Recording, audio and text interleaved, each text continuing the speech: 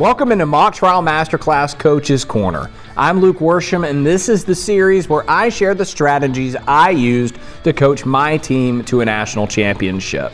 Today, we're going to be going over the 3 biggest mistakes that you cannot afford to make as a mock trial coach. And what you're going to discover as we go through these mistakes is that they're not directly tied to strategy.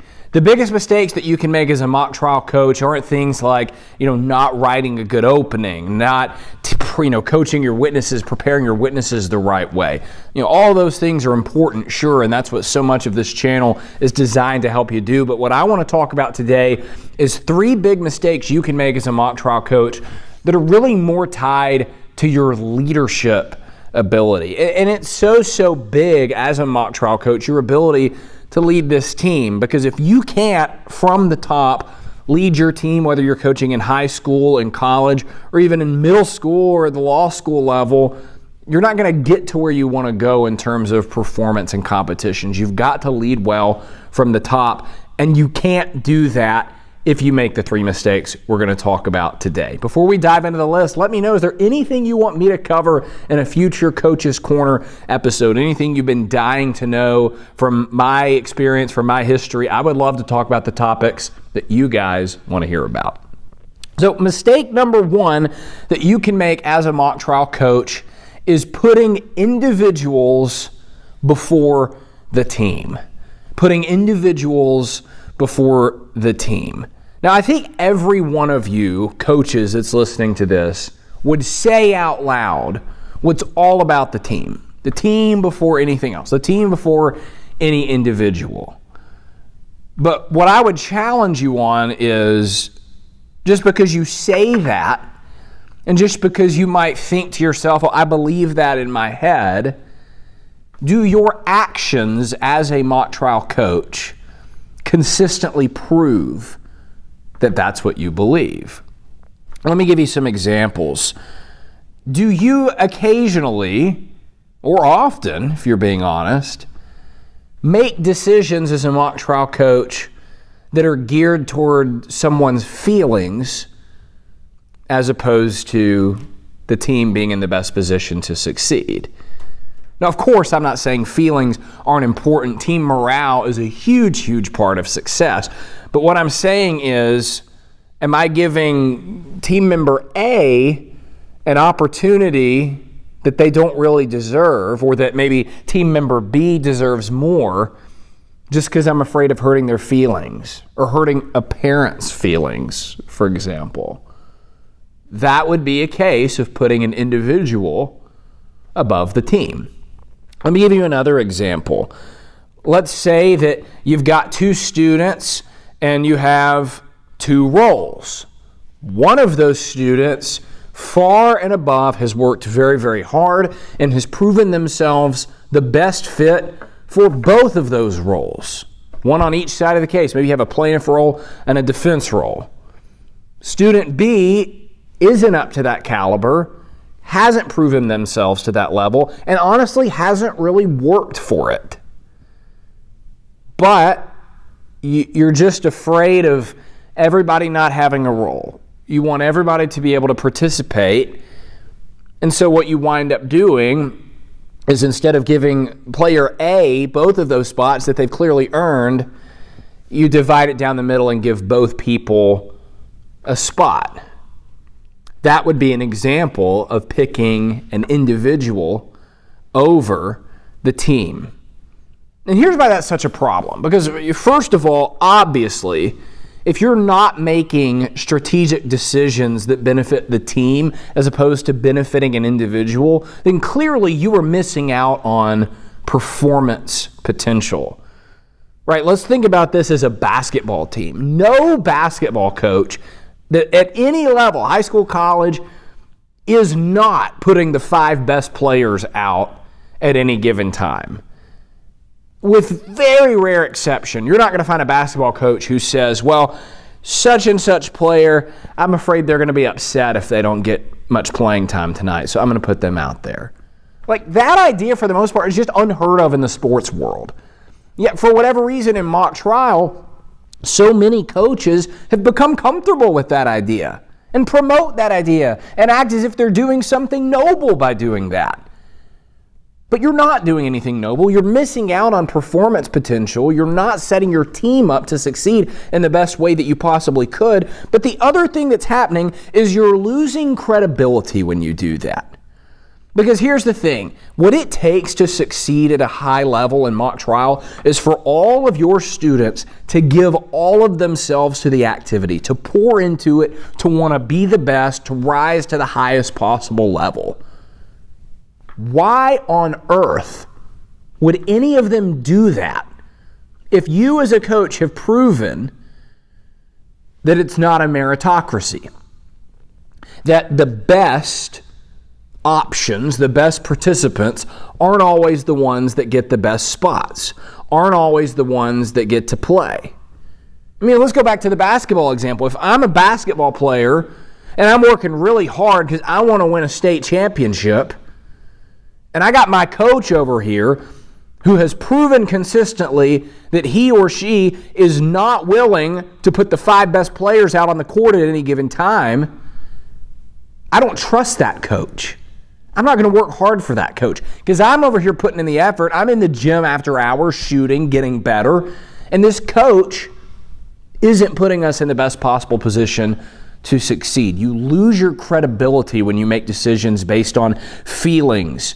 And don't even get me started on what I would call sanctioned incompetence. I didn't come up with that term. Leadership experts a lot smarter than me did. But what that is when you have a team member who's not performing well, and instead of taking their role away from them, you just say, well, little Johnny, maybe he'll get better eventually, or little Susie, maybe eventually she'll work hard.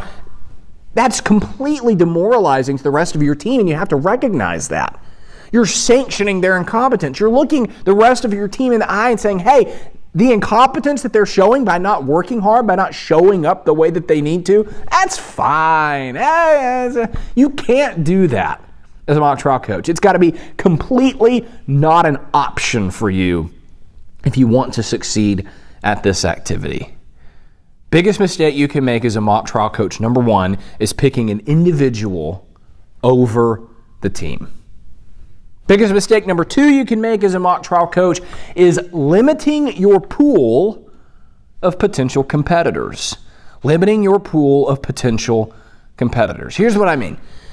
I see a lot of mock trial programs at schools that have an abundance of potential talent for attorneys and witnesses limit it with the way that they brand their program. Because a lot of mock trial programs at both the high school and college levels advertise themselves as, hey, this is a great opportunity for anyone who wants to be a lawyer one day. The problem with that is at that point, you're only going to get students who want to be a lawyer one day. And in high school, that's a problem because realistically, how many high schoolers, how many 15, 16, 17, and 18-year-olds do we think are sitting there believing, with all their heart that they want to be a lawyer one day? It's probably not that many. And then at the college level, especially if you're at a big school where there's a lot of talent to pull from, you're limiting yourself to pre-law majors, to political science majors who are planning to go to law school, and you're losing out on everyone else. And that's a real problem because some of your best talent is often going to come from those other places. I've been a part of the same high school mock trial program for a decade now. We've won a national championship, multiple state titles, even more top 5 state finishes. And to this date, not one person to come out of that program has gone to law school. So if we had just exclusively for all these years built ourselves as a pre-law warm-up program, we would have never done anything. Instead, what we bill ourselves as is, hey, is sports not really your thing, but you want to compete? Come give mock trial a try. Do you like performing? Do you like getting up in front of a crowd and public speaking? Or do you want to get better at that? And come sharpen your tools in mock trial because it's a great place to do that. Do you love acting? Are you an actor? Are you an actress? who loves learning a character and maybe being funny and telling jokes. Well, there's this thing in mock trial called witnesses that gives you the perfect chance to do just that. That's how you have to market yourself to your school, to your student body as a mock trial program. Some of the best programs, I hinted at it a second ago with the whole acting thing, some of the best mock trial programs recruit their witnesses straight from their school's theater department.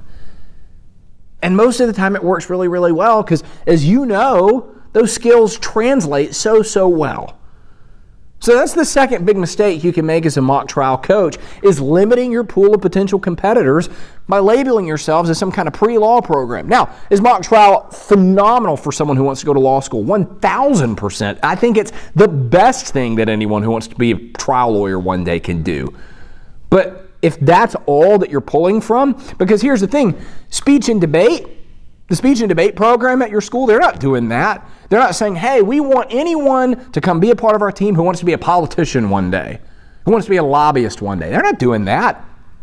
Same goes for student government, right? Student government organizations, especially at colleges, often attract the best and the brightest students, the sharpest speakers.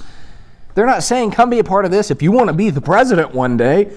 They're saying, no, come be a part of something meaningful. Come meet great people, like-minded achievers like you. And that's how they're able to recruit such talented students. And you need to adopt the same practices in your mock trial program. Big mistake number 3 you've got to avoid as a mock trial coach is lack of clarity.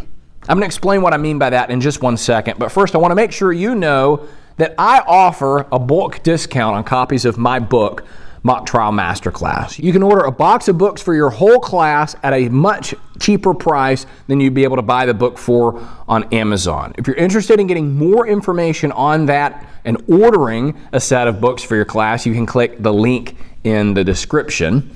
But so mistake number 3 is lack of clarity. You have to respect your students enough as a mock trial coach to tell them the truth. If you're benching a student because of poor performance or poor work ethic, have enough respect to be clear and tell them that. You don't have to be mean, right? You don't have to say, you just were dropping the ball and you weren't getting the job done. No, don't say that. But do have enough respect for your student to look them in the eye and say, look, we set a very high standard around here and you haven't been living up to that because of your lack of work ethic, and you've struggled in practice. And so we're going to make this decision. You might be listening to that and you go, that's uncomfortable. That's awkward. That's your job as a mock trial coach. That's your job as a leader, is to be willing to have those uncomfortable conversations for the benefit of your team. If you have to make a tough call, you've got 2 students vying for one role and you're going to have to make a call on it and you wind up picking student B over student A, have the guts to get student B and student A in a room and look them in the eyes and explain to them why you made the decision that you did. Say, look, we needed an opening statement attorney, and as much as I love student A, it's just become clear that student B is the better opener for right now, and so that's the direction we had to go. Don't give your team nonsense platitudes about, well, we know everyone worked really hard, but that this is just kind of what we had to do. Be clear with your team, because here's the thing, one of the biggest things I've learned, especially over the last few years of coaching my mock trial team, is that your students know a whole lot more than you think they do. You might think that, I'm kind of easing the blow of this by not fully explaining why I did it. Your students are smarter than you think they are, and they're going to pick up on these things. They're going to understand the things that you think you're hiding from them in your expertise of people management. Your students are smarter than you think they are. I promise you that. And don't be afraid to be uber specific, because that's going to be a huge help with this too. Don't just say, well, we're benching you because of poor performance. Be specific. Say, we're benching you because at this point you haven't developed enough vocal variety to be as compelling of a speaker as this other person. Because when you do that, what's really happening is you're helping that student. If you just say, well, your performance hadn't been good enough, they're sitting there going, well, what do I do? If you give them those specifics, they're able to go, gee, I need to go get better at X thing, and then I'll be able to have the role I want to have, and they'll go get better at those things. So that's the third mistake that you can't make as a mock trial coach, is lack of clarity. Brene Brown said it best. She said, to be unclear is to be unkind. It's true in the business world, and it's true for high schoolers and college students in mock trial. So what's your takeaway from this? What's your job as a mock trial coach after watching these videos? Run far away from these mistakes. Because if you're wanting to build a mock trial team that competes at any level and has success, the 3 mistakes we went over in this video are some of your biggest enemies to doing that. So get rid of them, and you'll be well on the way to getting where you want to be.